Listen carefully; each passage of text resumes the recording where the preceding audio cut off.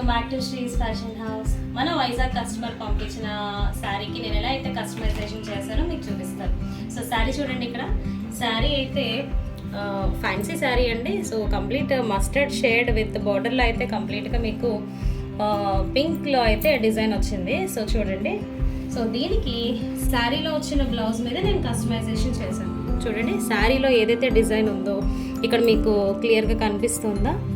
So మీరు చూడండి, ఇక్కడ జస్ట్ బాక్సెస్ టైప్లో వచ్చింది ప్రింట్ అంతా కూడా.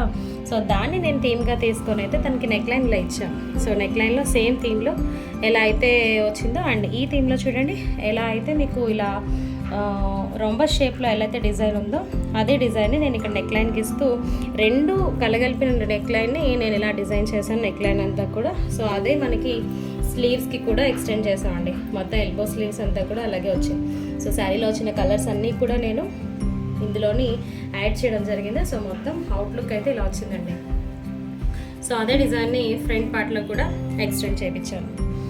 కస్టమర్ చాలా సింపుల్గా కావాలన్నారండి. సో తను వైజాగ్ నుంచి మనకి అప్రోచ్ అయ్యారు. సో సింపుల్గా బ్యూటిఫుల్గా కస్టమైజ్ చేయండి మేడం అని ఇచ్చారు.